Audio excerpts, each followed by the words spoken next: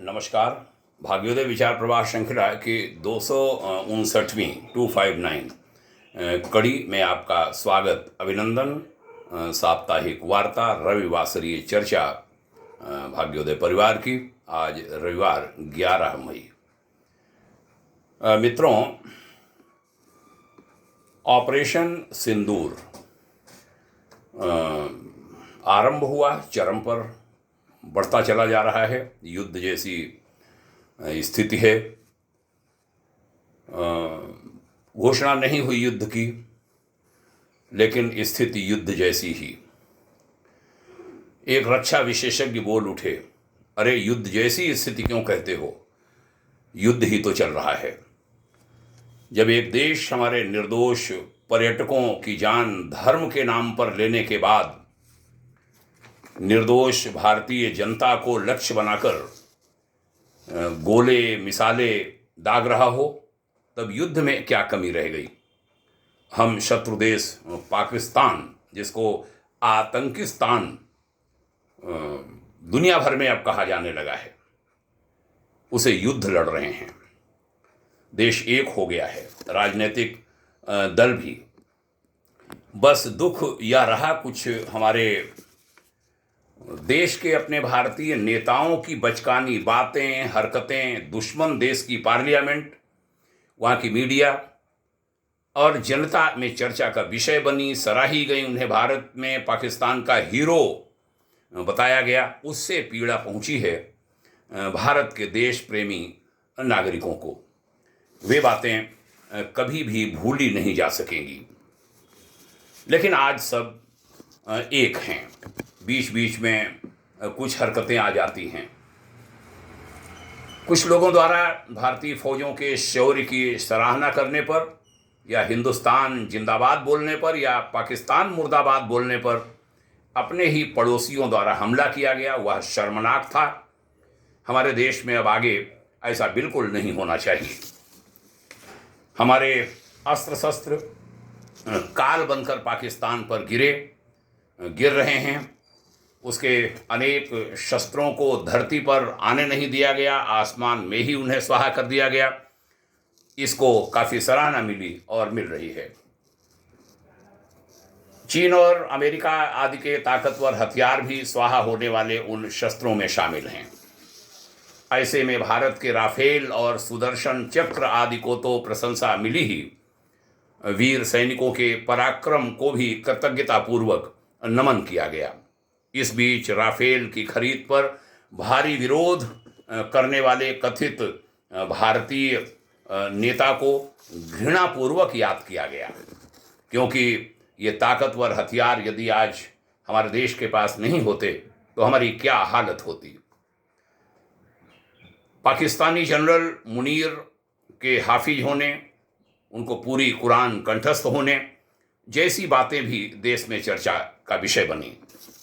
कहा गया कि इसी कुरान प्रेम ने उनसे बड़े पाप करा दिए हैं क्या, ये सवाल उठा।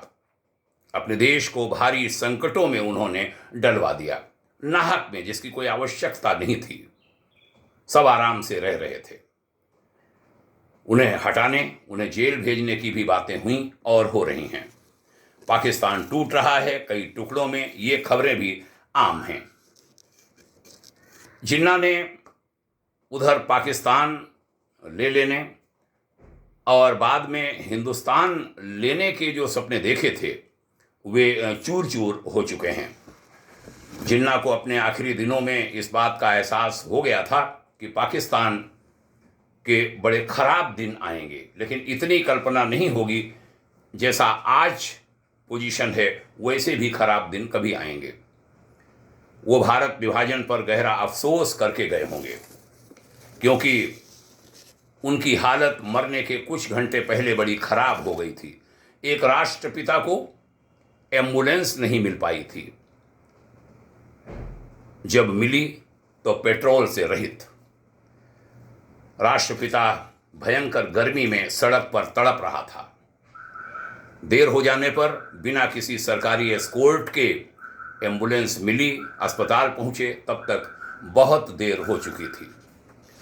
भारत को कितने नमन किए जाएं, इस देश ने अपने राष्ट्रपिता, जिसका झुकाव सदा दूसरी ओर के राष्ट्रपिता की ओर और उसके देश की ओर रहा, उनको इस देश ने पूरा सम्मान दिया।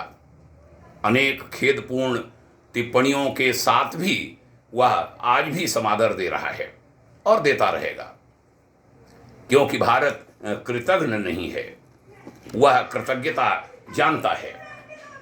वो जानता है हमारे राष्ट्रपिता ने बहुत सारी बड़े सारे त्याग किए हैं, तकलीफें उठाई हैं, परिश्रम किया है। जो गलतियां हुई, बहुत भारी भारी गलतियां, उनको भी वह देश उसके सामने भुला देता है। भारत भारत है, पाकिस्तान पाकिस्तान है। भारतीय सेना के तीनों अंगों, वायुसेना, थल सेना और नभ सेना को हृदय से नमन है। उसकी वीरता, उसके शौर्य, उसके पराक्रम को क्या कहा जाए, वह अतुलनीय है, अवर्णनीय है। हमारे राजनीतिक नेतृत्व को हृदय तल की गहराइयों से साधुवाद है, जो दृढ़ता से भरा है, जो आज डोजियर नहीं खेलता। वह नेतृत्व जो सीमाओं पर सेनाएं बहादुरी से डटी हैं और डटी रहेंगी, यानी लड़ेंगी नहीं, उसके बहुत ऊपर उठकर तगड़ा जवाब, जैसे को तैसा वाला जवाब देता है। इस अघोषित युद्ध में भारत की अब तक की सफलताओं पर यह देश केंद्र सरकार का, अपनी सेना का कृतज्ञ है। सेना के हर जन के प्रति कृतज्ञता ज्ञापित करता है। अपना देश और मजबूती की ओर बढ़ेगा, सुदृढ़ होगा, जगत गुरु बनेगा, यह विश्वास जानिए। बस हम सब एक रहें, एकजुट, राष्ट्र प्रथम की भावना से ओतप्रोत रहें। बाकी पंथ धर्म सब बाद में, पहले राष्ट्र प्रथम। राष्ट्र है तो धर्म भी रह जाएगा।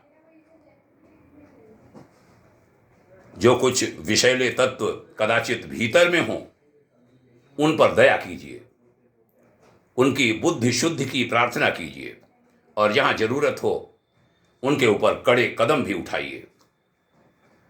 रोहिंग्या समस्या हमारे देश में रही है। कुछ तथाकथित देशभक्त, जिनमें वकील हैं, कुछ नेता हैं, वह सुप्रीम कोर्ट तक भी चले गए रोहिंग्याओं की मदद के लिए। माननीय न्यायालय ने भी उनके बच्चों पर कृपा करने, इनको शिक्षा देनी चाहिए, ऐसी बातें कही। लेकिन अभी हाल में संतोष हुआ देश को कि उन्होंने कहा, नहीं, हम अपने देश के लोगों का ध्यान रखेंगे। बाहर के अनावश्यक रूप से आए घुसपैठियों को हम अपना नहीं बना सकते, उनको भी